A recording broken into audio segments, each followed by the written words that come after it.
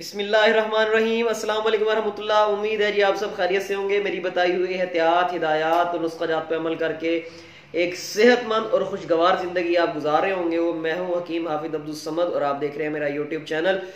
और आज के टॉपिक की तरफ चलता हूँ बगैर किसी तमहीद के बांधे।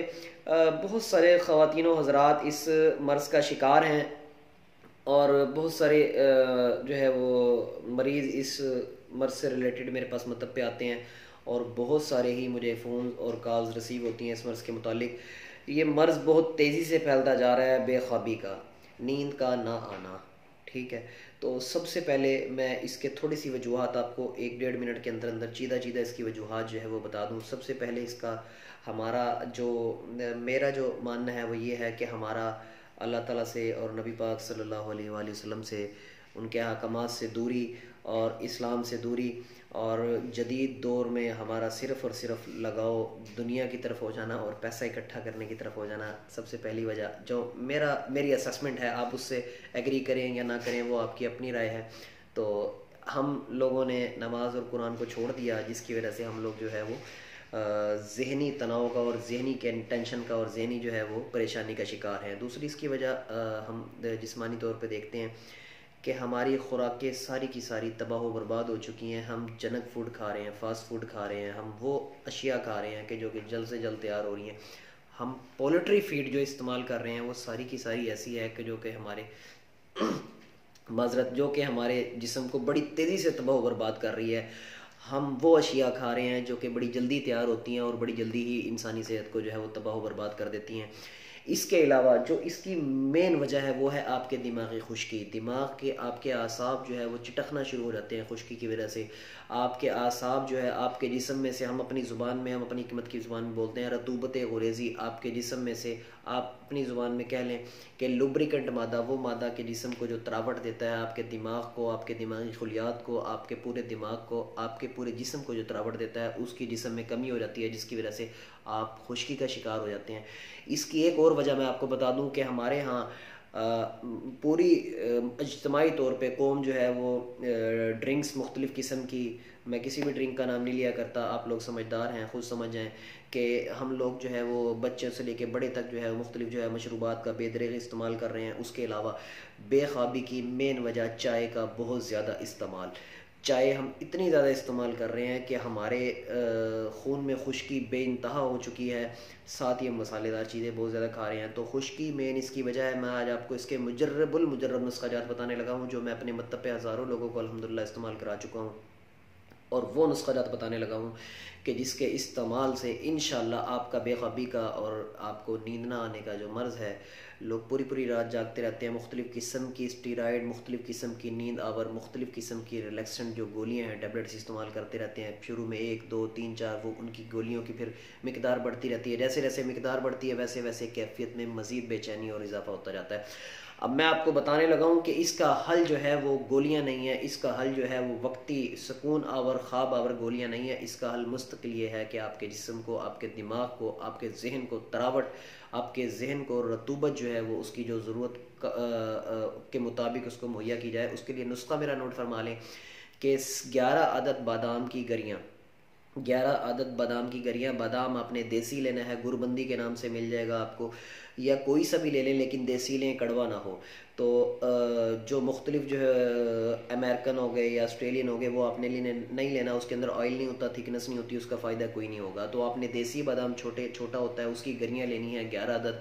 उसको रात को आपने पानी के अंदर भिगो देना है, सुबह निहार मुँह। अच्छा, ये जो मैं नुस्खा बताने लगा हूँ इसके 3 जो है वो जुज़ हैं। पहला जुज़ की तरफ मैं जा रहा हूँ कि 11 अदद बादाम की गरियाँ रात को आप पानी के अंदर भिगो दें या दूध के अंदर भिगो दें, वो आपकी अपनी चॉइस है। बाज़ लोगों को दूध सूट नहीं करता तो वो सुबह निहार मुँह दूध नहीं पी सकते, इसलिए मैंने दोनों बता दिए हैं, या पानी के अंदर भिगो दें या दूध के अंदर भिगो दें। नुस्खा जो है वो दोनों तरीके से काम करेगा इंशाल्लाह। तो सुबह निहार मुँह आप दूध के अंदर अगर भिगोना है तो 1 कप, और अगर पानी के अंदर भिगोना है तो वो भी 1 कप।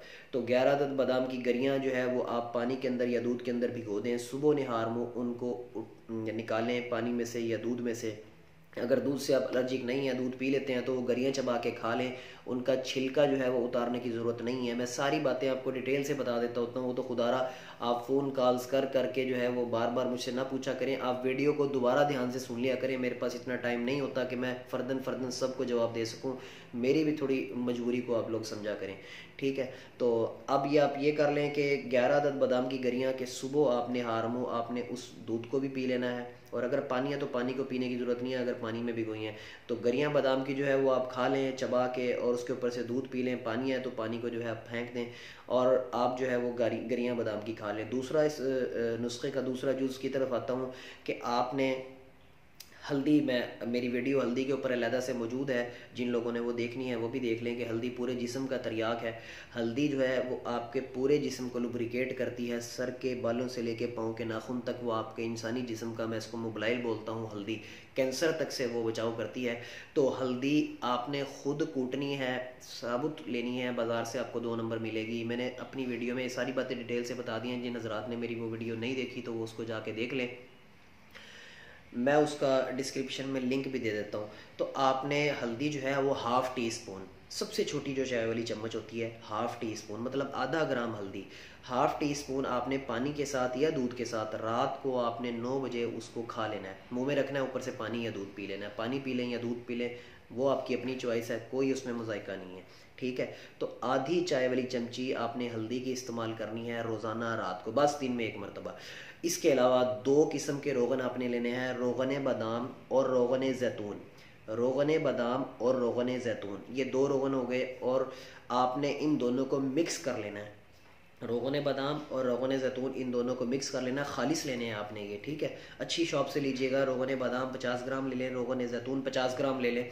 इन दोनों को मिक्स करके रख लें, और रात के वक्त किसी से कह दें, घर में से किसी को कह दें, और या अगर नहीं कोई है घर पे तो फिर आप खुद 5 से 7 कतरे एक पाँव की तली के ऊपर और 5 से 7 कतरे दूसरे पाँव की तली के ऊपर डाल के इसका कम से कम 5 मिनट एक पाँव की तलियों पे मसाज करें, 5 मिनट दूसरे पाँव की तलियों पे मसाज करें। और इसी रोगन के आपने हफ्ते में 1 से 2 मरतबा इसी रोगन की आपने सर पे भी मालिश करवानी है। तो ये नुस्खा मैंने आपको सारा डिटेल से बता दिया। 2 से 3 माह ये करें, पहले 10 से 15 दिन के अंदर अंदर आपको इंशाल्लाह बेहतरी आनी शुरू होगी नींद के अंदर, और 1 माह के अंदर अंदर बेख्वाबी का मर्ज़ मुकम्मल तौर पे जड़ से ख़त्म हो जाएगा, और 3 माह के अंदर इंशाल्लाह आपको ऐसा हो जाएगा कि ज़िंदगी में कभी जैसे कभी आपको बेख्वाबी का मर्ज़ हुआ ही नहीं था। इंशाल्लाह अल्लाह ताला करम करेगा। मुझे दुआ में याद रखिएगा। नुस्खे को आप अगर समझना है तो दोबारा सुन लिया करें, काइंडली मुझे बार बार कॉल्स ना किया करें, मेरी मसरूफियात मतलब पे भी होती हैं, इस बात से नाराज़ ना होइएगा, क्योंकि मैं बेशुमार कॉल्स के जवाब नहीं दे सकता, तो उसके लिए माजरत खा हूँ।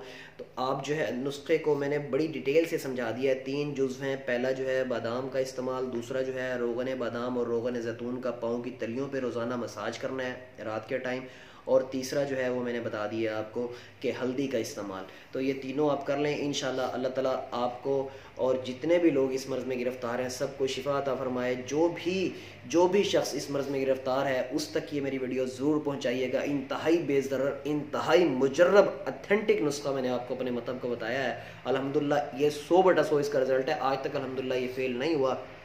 अल्लाह ताला से तस्बीहात भी करें, जो 3 तस्बीहात मैंने बताई हैं, उन 3 तस्बीहात का विर्द भी करते रहा करें, ताकि अपने गुनाहों की जो है माफ़ी भी तलब करें। मुझे दुआ में याद रखिएगा। हकीम हाफिज़ अब्दुस समद को इजाज़त दीजिए। अस्सलामु अलैकुम वरहमतुल्लाह।